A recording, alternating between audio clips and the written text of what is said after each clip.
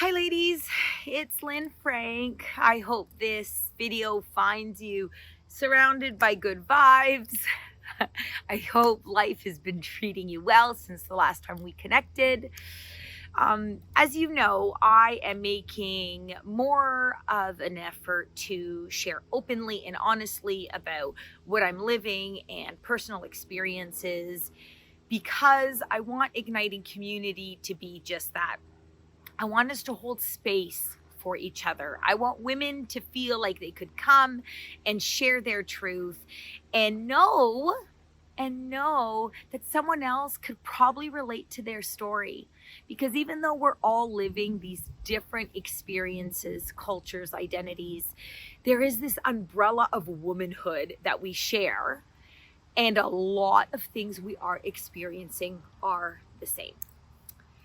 Today's topic, body shame, body love, working out, all of that stuff, has been one that I've avoided because it's one that I continue to deal with. And also, I don't know if you've ever watched Alicia's videos, Carbs and Mirrors. They're amazing. Check out the playlist. She addresses a lot of those issues and also gives some helpful tips and really valuable information. Anyway, this is about my experience, what I'm doing. I don't know about you, but I remember the first time I started dieting or watching my calories. I was in grade 7 or 8. It was the summer, and I was eating tomato soup for lunch because I, had read on the label 100 calories and thought, oh, good. That's like really low for a whole meal. I love tomato soup. And then, do you remember when you believed celery was so crunchy and you needed to chew it for so long that it was actually negative calories? Did you do that? Well, I did. So that summer, I ate a lot of tomato soup and a lot of celery. We also lived at the bottom of a hill, and I would run up and down the hill. It was my first attempt ever at intentionally working out. I always played sports, but this was because I was beginning to feel uncomfortable in my body.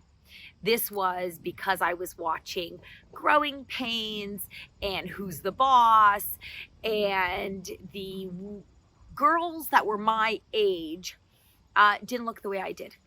And, Mini Bot magazine, all of that stuff, I was totally into that mainstream pop culture. And it played in my head over and over of this identity in terms of body that I should have, but didn't. I'm 5'3". I think I stopped growing in grade 5. I was the tallest and then nothing.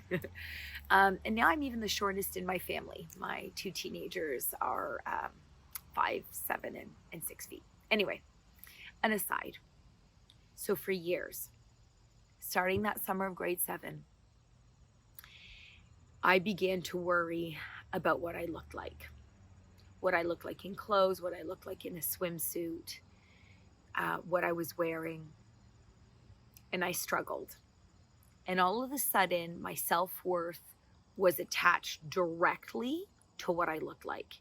It didn't matter how well I was doing in school, what sport I played. If I didn't feel skinny, I didn't feel good. And unfortunately, that lasted a really long time. And I remember being 18 years old on my birthday and being so discouraged, so a depressed, dark feeling coming over me on the day of my birthday as everyone's excited to welcome me into adulthood. I couldn't believe that as an adult, I was still hating my body. It was almost though I thought, oh, once I'm an adult, I'll learn to love myself or I'll feel better. It only got worse. I began working out extensively, counting calories as much as I could. And maybe you don't know, but for those of you who could relate, it's a vicious cycle. you are motivated and you feel good. And then you're kind of tired and you pull back or you fall off the wagon, right? And you eat, more than you had, and you don't work out as often. And your good feelings that you have towards yourself diminish, and they diminish quickly.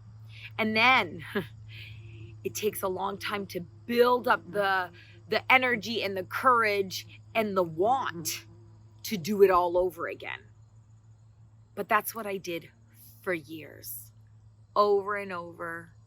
Different exercise routines, different eating diets, different exercise routines, different eating diets. And I focused on those diets and those exercise routines rather than making this huge mindset shift, this lifestyle change. And for the first time in my life, I lost weight in my 40s without trying. I will save how I felt about my body during pregnancy and after pregnancy for another video, because that was very difficult for me. I absolutely hated how hot I would get and how uncomfortable I felt from head to toe. It was painfully hard. And in my 40s, when, the universe came knocking and I started living this midlife awakening, the more time I spent alone and the more time I read about self-development, about healing, about trauma, the more I had the courage to be coached and go to therapy and pull out. You see me do this a lot because that's what it's about, ladies. It comes back to this. It comes back to pulling out all that shit you've been holding on to, that consciously or subconsciously you've been turning to food or sabotaging your health routines because you're not really dealing with the problem. You think you are, right? Because you feel shitty in your body. And so you think the exercise and the healthy eating is the solution. But there's a reason why it never works. There's a reason why I'm starting on Monday is repeated over and over. Or there's a reason why losing 10 pounds is your New Year's resolution for the 5th year in a row. It wasn't until I started my deep work that I started to truly love myself, that I started to notice and acknowledge the social conditioning that led to these thought patterns that were unhealthy. It wasn't until I changed all of that I began to love myself. That getting out of the shower, putting on my cream is like a gentle massage. That after a run, I massage my feet ever so quickly, 2 minutes, and say thank you. After an ab workout, I just massage my whole torso and I thank my body. I began to love myself. And that's when I started losing the weight, unintentionally. All of the times that I had gone to the cupboard for food, for comfort, not knowing, believing I was really hungry, okay? I no longer was doing that. I was fulfilled in this other way. I got excited because during my midlife awakening, I discovered what I believe is my purpose, my soul goal, to be real with women so they can empower themselves, to teach women how to change their mindset so they could take control of their thoughts and their feelings and act according to what really aligns with their beliefs. And in that discovery, in that work, in those moments of silence, I fell in love with myself. Good vibes. I can't really see it, can you? Or goodbye. Right? And it was good vibes. I'm lighter. And I don't mean on the scale. I mean my whole personality. I'm happier. And I'm just, like most of you. Mama too. Working. Wife. Doing what I can to survive. This crazy thing we call life. My message for you today is there's no magic pill. There's no magic pill. Ladies, you have to love yourself. And you can, and you are worthy of that love. We've learned through media, through our families, that we're meant to look a certain way. The definition of beautiful is very narrow. If you ask anyone in the norm. Very narrow if you ask anyone who is living totally conditioned by the thoughts that the patriarchy and the other systems have taught them. You are beautiful. You are gorgeous. Try to come up with an intention, a positive statement about yourself, about your body. You don't have to be like, I love my body. Look in the mirror. I love my body. If you don't. But do you love your hair? Do you love your eyes? What is it about yourself that you love?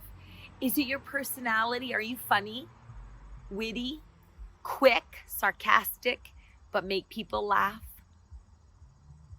Every day, try. It's harder than it sounds to look yourself in the eyes, right in the mirror, and share a positive thought about yourself.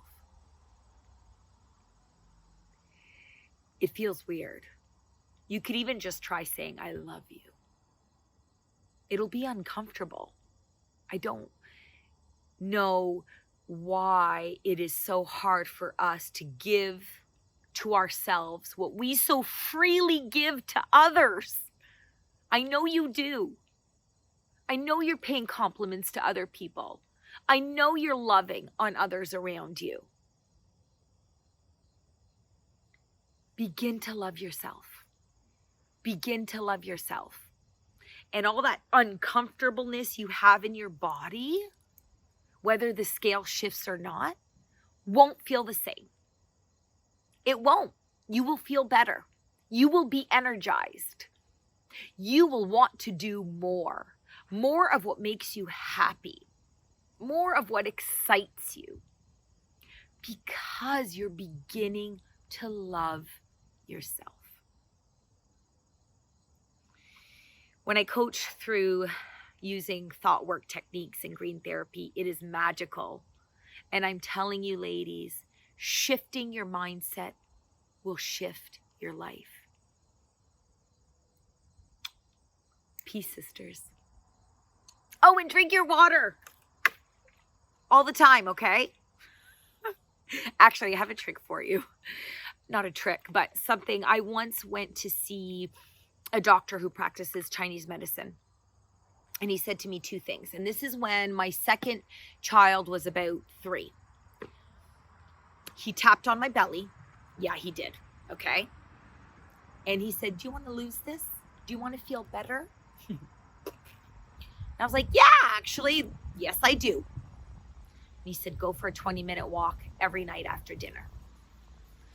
And I didn't understand really what that meant, but I now know, it's all linked to the digestive system and getting things going. The second piece, and I try to walk after dinner as often as I can. The second thing he suggested, drink a lot of water, but you know what he said? Drink as much a cup. I actually drink a liter, but drink at least a cup the moment you wake up. Have it on your nightstand where you no longer keep your phone, ladies. Don't do that. Have it on your nightstand. Sit up. Don't speak to anybody, your partner. No. And drink your water. And everything that has settled over the night is flushed out. Kind of like a mini detox. Those are my words, not his. I'm not a professional doctor. These are just suggestions that work for me. 2 little quickies. Anyway, ladies, think about what you love about yourself. And if you really can't come up with anything, practice saying, I love you, looking in the mirror. Drink your water, go on walks. It's a great start. The more you love yourself, the more you love your body. Bye, sisters.